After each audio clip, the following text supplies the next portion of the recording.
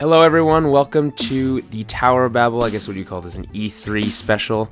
We're gonna break down our. We just watched the Microsoft press conference, so we're gonna break that down. Talk about what we saw, what we liked, what we didn't like. So let's start with the stuff that we did like, Dan. Or the biggest news, I guess, is the price. Do we like the price? I don't know. $499. It's kind of. I mean, it's high. It's not like crazy. It's not $700 or anything like that. So it's no $699. But it's pretty high. But there's a lot in the Kinect and all that stuff. It's true. It's not crazy unreasonable in my mind. Yeah, it's a lot of money though. It's not unreasonable. I guess I don't remember what the Xbox 360 launched at, but I think it was. I'm pretty sure it was maybe 400 or around there, but okay. Similar. If Sony can come out at $399, what do you think that means for, the market?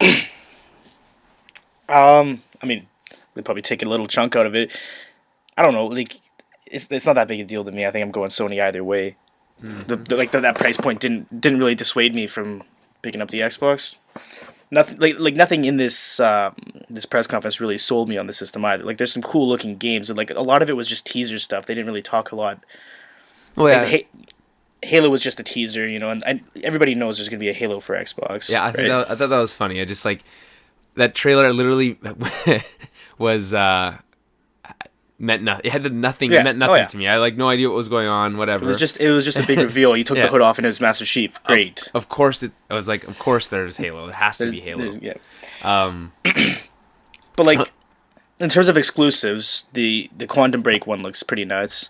I'm excited to see more from that, and that Rise Son of Rome also looked pretty sweet. The stuff that got me the most excited as far as games weren't really the exclusive. Metal Gear Solid's not going to be an exclusive. And exactly, and neither is Battlefield. Both of those looked crazy. Exactly, Battlefield and like I said, Metal Gear Solid are both not exclusives, but the ones that do look, like you said, Rise, the Son of Rome, which looks kind of like a God of War game. Ish, yeah, without the magic aspect, but it looks beautiful. They did a lot of the QuickTime events though, almost it was too all, much. Yeah, it was all QuickTime events. Like every time he's killing a dude, it's like X, Y, Yeah. Is that the sound? I feel like that was the sound. Okay. That's what it was in my head. But that'll get annoying fast, and that takes away from the gameplay for me. That's true. I've never really been a big fan of QTE or QuickTime events. Well, no, they're cool, but space them out. It can't be for every single enemy. You mean like a game entirely made up of QuickTime events? That's pretty much what it looked like. Heavy Rain is a game of just pure but that's time different. QuickTime I don't know. It seemed like a bit much to me. It looked cool though. It looked beautiful. Titanfall was the one they closed out the show with, and that looks pretty cool to me. I don't know. It's like it seems like it feels like the third game of a series that's like the first. You know what I'm saying? I feel like I've missed 2 games of this series already because it feels like there's so much going on. Like there's the world. That it was pretty for so long. Hectic. Yeah. That trailer.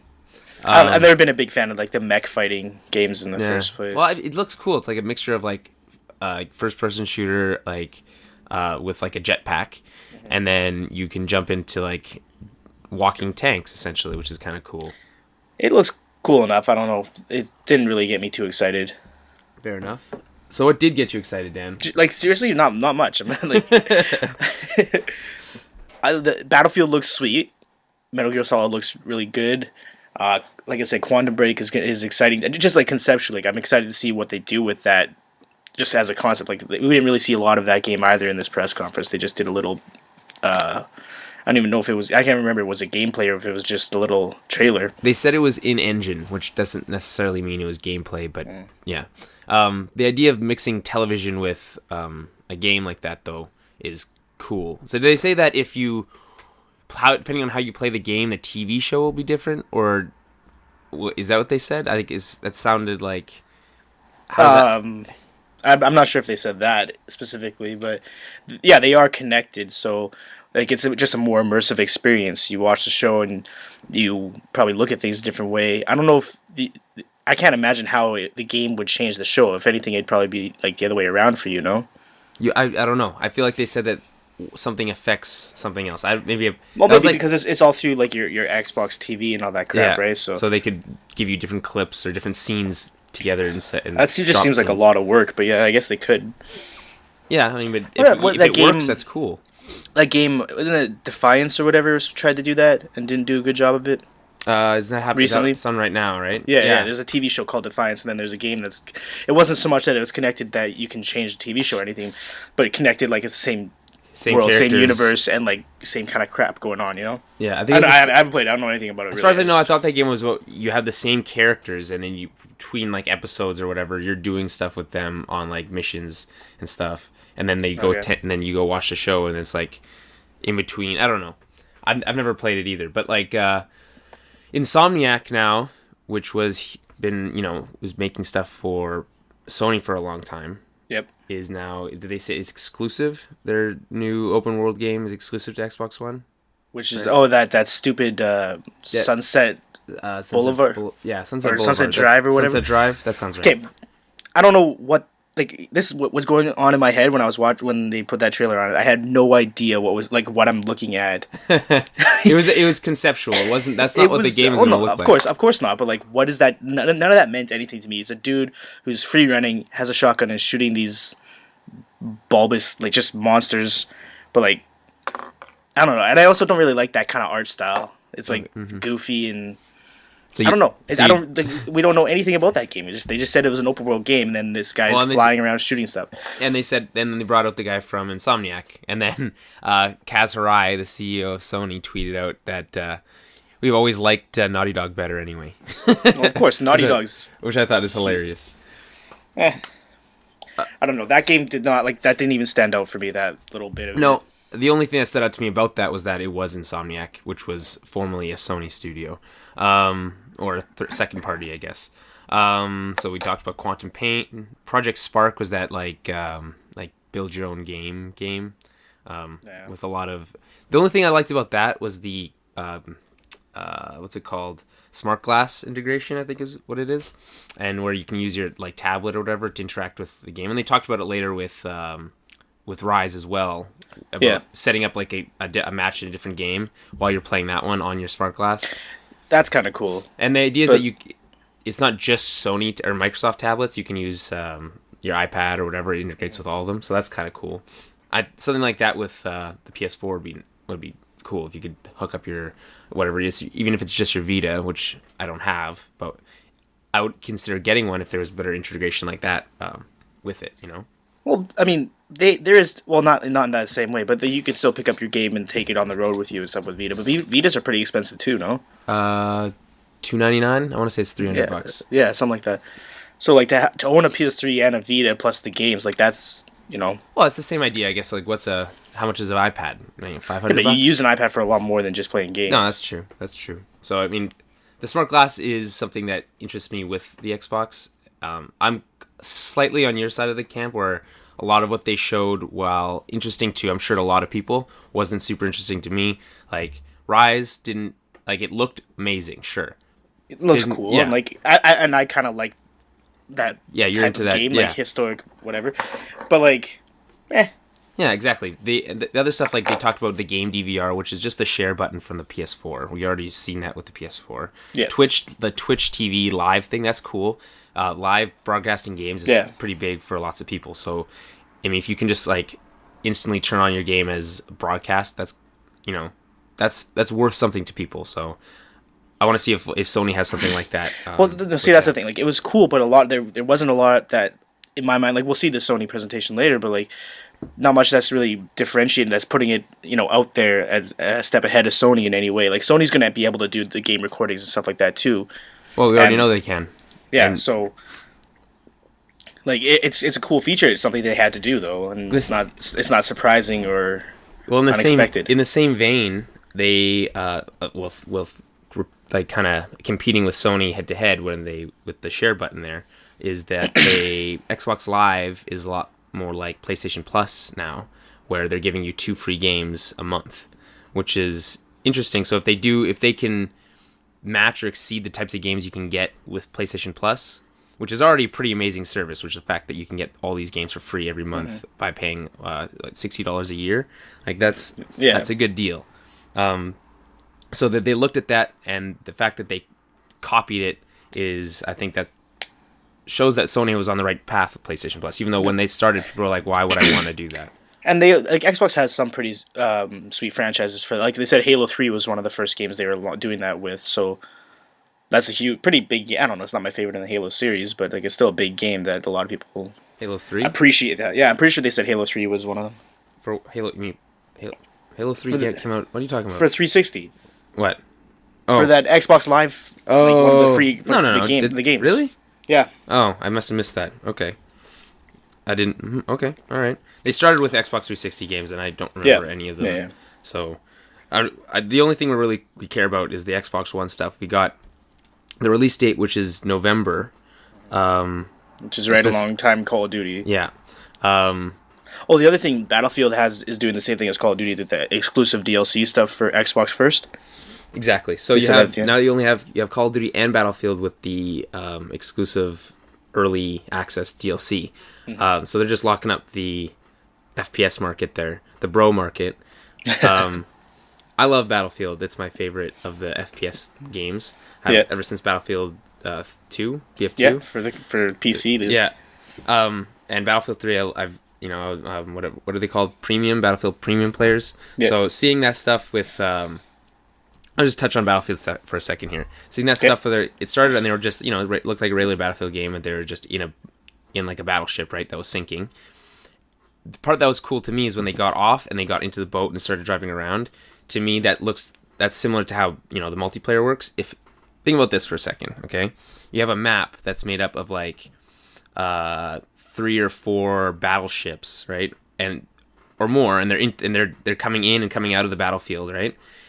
And your teams are stationed on these battlefield or on these ships, right? You have the ability to not control the actual battleship, like the itself. larger ship. Yeah. But you can maybe like infiltrate the other ships by via helicopter, or you can use a mini little boats or those little boats to get on board the other ships, and then maybe you can just. I don't know if you ever played Battlefield 2042. No, I didn't. What was it called? It must have been something like that. I know what you're talking about. So there's a game mode in that called the Titan mode, which is kind of funny because Titanfall. Where you had these giant floating ships. There was kind of essentially the idea was the same idea as the aircraft carriers, kind of like how they have them now as your bases. Except you could you launch out of them by little pods that drop down and stuff. But anyway, the whole mode was that the whole purpose of the mode was capturing points on the map to launch missiles at the Titans to destroy the Titan, or you could infiltrate the Titan via helicopters or whatever, and you could place charges on certain places. There's 4 or 5 different spots in the Titan itself that you had to breach and then get to the core, and then you could destroy the Titan from inside. So the idea for me, it would be a modern game where you're playing against battleships, and you infiltrate a ship and you could destroy it from the inside or whatever, right? And they would lose that team would lose a spawn point or something. How did you not say sink their battleship and all that? You sink their battleship. But yeah, I know what you mean, and that'd be sweet. And it also that just makes the gameplay the map more dynamic, right? Yeah. So it would be a very different experience every time you play. Online gameplay for those is already somewhat different just because you're playing with different people the entire time and different tactics or whatever. But if the map itself is changing like that at the same time, it's what Battlefield's already done with blowing up buildings and just the large maps and the vehicles and everything. It's already very dynamic, so this just adds to that. You think how big a aquatic battle is, but the spaces between the ships and stuff, where you're actually fighting against each other. You could not only have the jets or whatever, you could have jets with torpedoes, right, instead of just missiles. You could have mini subs or whatever. You could have your helicopters, your transport helicopters to drop off on other ships. You could have your attack helicopters. It could be literally huge. And then the whole idea would be infiltrating and destroying spawn points instead of just capturing a spawn point. So everyone would have a certain set, kind of like a game of Battlefield or a Battleship, right? Where you have your ships and you destroy the ships. Yeah. So the whole thing would be to get rid of all of their almost all of them or whatever until the last one, until it's just their aircraft carrier or something, you know? No, yeah. I mean, this is all pure speculation, really, based on that. But like, that's what gets me excited about. It's probably won't even happen, but that's what the kind of shit that gets me excited. Because the single player of Battlefield 4 looks more like the multiplayer already does anyway. You know what I mean? Like, I don't know if you notice, like, you can spot out enemies. You can, I mean, you could always kind of do commands. I think in Bad Company, you could do certain commands. But yeah, I'm excited. Obviously, but again, I could tell. That's not even an Xbox exclusive, and we just spent 10 minutes talking about a game that's going to be on the PlayStation 4. So, what it would, as an Xbox, you own an Xbox 360. Out of this stuff, is there anything like Dead Rising 3? Does that get you like that? No, not at all. Did you play? Like I like zombie. I haven't played any of the other ones, and I like zombie games. I don't like the goofy kind of approach to it though. Like for me, sledgehammer? For in the other one, like just all the weird weapons. You could kill zombies with like an umbrella and stuff like that. And I guess in real life you probably would if you had to, but I prefer the zombie games that are like more of a gritty, like it's not so much about killing hordes and hordes of zombies. It's about the human aspects. It's about survival. And like, you don't have just like he just there would just happen to be a cinder block on that roof. Okay, so I did notice that too. Breaks the window, falls in. Oh, there just happens to be a gun on the counter. Like that's not the point of zombie games for me, anyways. No, but that's just havoc. That's just like At the same time, it's fun. I can see it being fun, but it's not. The story wouldn't. I wouldn't really care about the story. And like you would just go around. It would be like Grand Theft Auto for me. Just go around mowing down zombies. Yeah, I was just gonna say that. It's like the only thing that's interesting about that whole concept is that it's like a GTA game. Yeah, it's open zombies. world, which is cool. You can go through a whole city and there's like thousands of zombies. At the same time, though, it looks like that doesn't. I don't know. It didn't look that fun to me. It looked more frustrating than it did fun. You know what I mean? It didn't like it looked like the zombies died pretty easily as well. Like he was just like walking through them. Like I don't know. It's not about being like realistic because zombies aren't real anyway. Well, no. But the idea of there being like 1,000 zombies around you and you could just like wander through them like that does seem a little. It didn't make sense to me. Like he was like literally surrounded constantly by zombies. I don't know. I do. What else did they talk about today, Dan? No, they did the thing with Forza. I don't really care about racing games, and they did that fighting game. Something Instinct. Primal Instinct. Something like that. I don't know. That whole thing felt very scripted, though, and that's what I hate about these things because they totally are scripted. They just super cheesy. Like the girl's like, "Oh no, you're beating me! Oh no!" And then next match, turns out she's good at the game, and now she beats him, and cool, we got to see the other side of it, whatever. And like she did a replay for his friends and stuff like that. I don't know. Well, yeah, they always feel so cheesy. They like the first 3 people they brought up on stage had no stage presence whatsoever.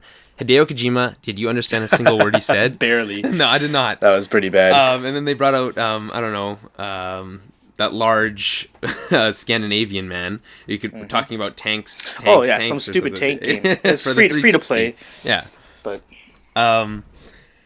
but yeah, no, it does feel scripted. That's the only thing. It's both the the trailers for me, not so much the listening to people talk, which clearly they don't want to be up there. Well, I mean, it should be a mix. And then they had some technical difficulties, which isn't a big deal to me. But there's that one like dragon game that looked really cool, but there was no sound for that. Oh yeah, what was it called? Crimson Dragon. Sure. Yeah.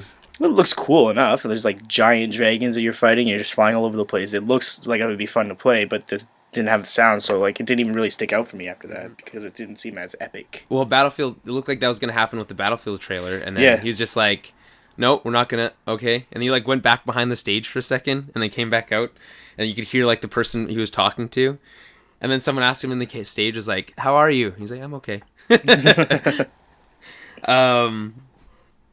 So they're switching from Microsoft points to real dollars. It's a good move. That makes sense. So much more sense. Well, because what was it? Like a game would come out for like $4.99 on the PlayStation Store and like 5,000 Microsoft points. Yeah, like something like 5,500 Microsoft points.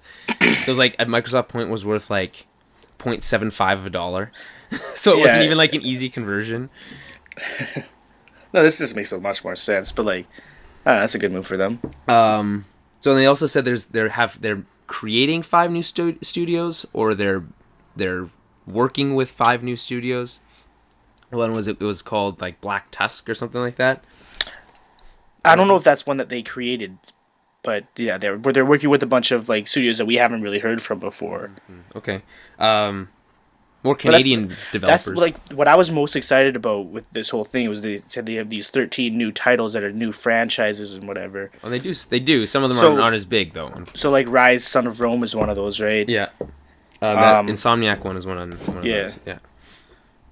I didn't Quantum Break obviously. I want to see more out of those because that's like out of everything that we're gonna see. Like I know there's gonna be Halo, there's gonna be Gears of War and all that stuff. I want to see those things because that's what, if anything, is gonna tempt me to buy Xbox One. If anything's gonna like convert me, it's gonna be those new IPs, right? Yeah. Well, that's the thing. It's like it's hard to get invested. It's like I want to be wowed by these new IPs, but at the same time, it's like, do you really what the PlayStation first parties are going to be, and the decision is pretty much made. I'm definitely like a PS4. I'm definitely buying a PS4, and I'm considering buying an Xbox One. That's where I stand right now. And I think my decision was made before going into this, so I'm already kind of biased. Like, I'm already not really looking at it like an actual potential consumer. I'm interested to see what now Sony has, because I'm not going to go as far as to say they blew their load on their the reveal press conference. You love to use that term, eh? Blew your load. Your load. I love to blow my load. But what was I saying? You distracted me with your vulgar.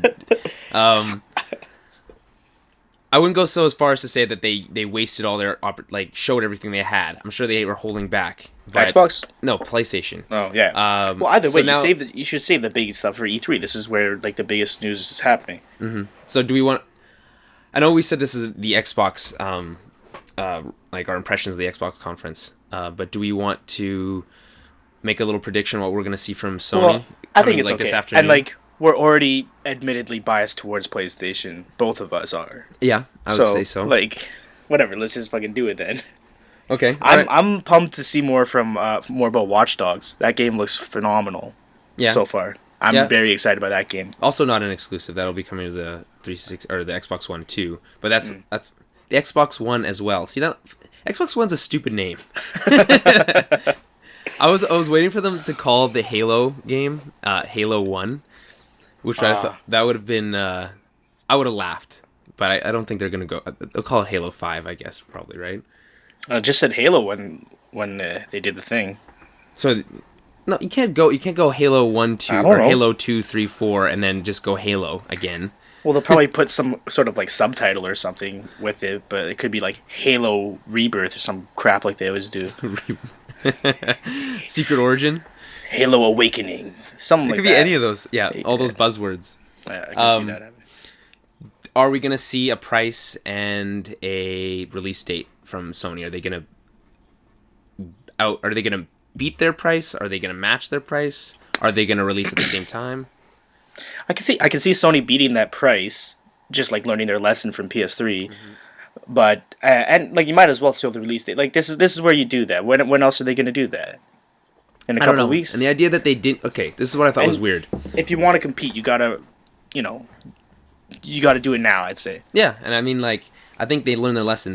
PS3 launched a full year after the Xbox 360 came out, and they lost a lot of ground. And it was expensive too. Yeah, hugely expensive. I think if there's anything you learn from that, from releasing late and overpriced, is that you release day and date and at a lower price. If you want to compete and you want to gain market share back from Microsoft. I could see PS4 conceivably being around like the $500 mark, around there.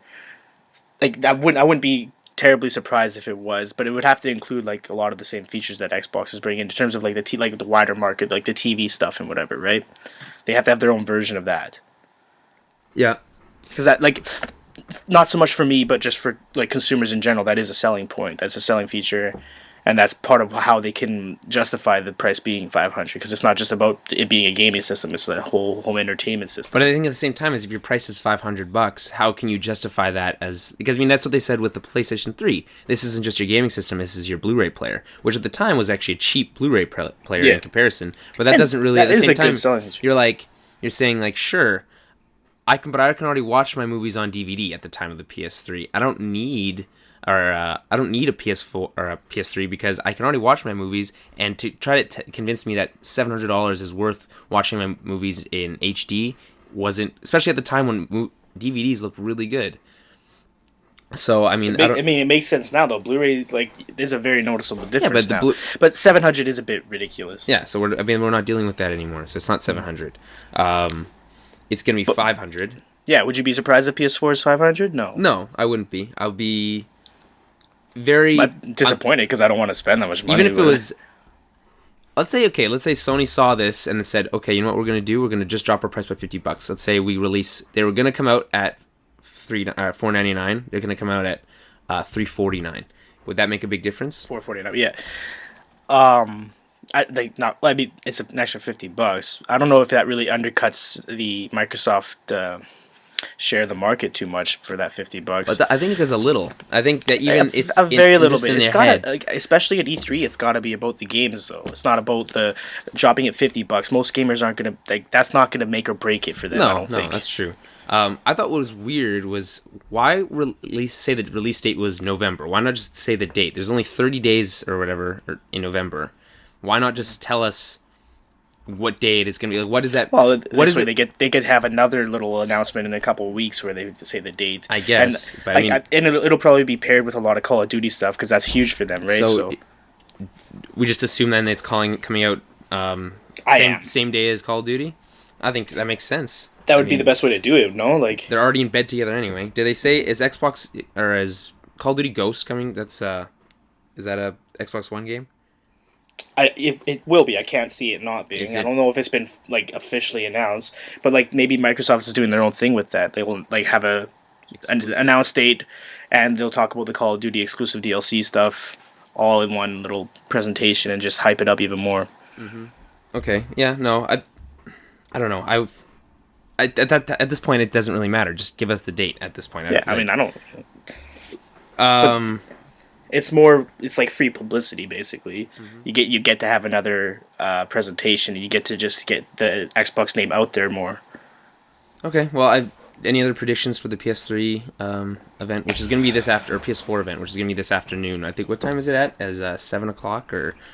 That no. That's not right. Hold on. Give me a second here. Are we going to do? It's in the evening though. Yeah. Are we doing another impression?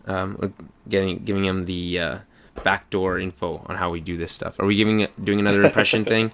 I guess we could Sony? try. Yeah. Okay. Well, are we going to meet up tonight for the regular podcast? So yes. So it's at 6 p.m. Pacific, which is 8:00 here. So you guys can come over. We can watch it here. And then do the impression right after, record the actual show, and then we'll figure that out. Yeah. Okay. Well, you guys giving insights. They want to know this stuff. People care. Sure. Yeah. People care about what house we're watching. If you guys have any questions about what we think about the Xbox One event or the Microsoft event, or what we think is going to happen at the PS4 Sony event, let us know. Send us emails to towerofbabblepodcast@gmail.com. Tweet at us at Tower Babblecast. We're on Facebook at Tower Babblecast as well, or Facebook.com/Tower Babblecast. Yeah. And obviously this will be up on YouTube as well, so check out our YouTube channel, which is YouTube Tower of Babblecast. So we will see you guys in a couple hours. Yeah. All right. Yeah. Cool. Yeah, man. Talk to you later. Right.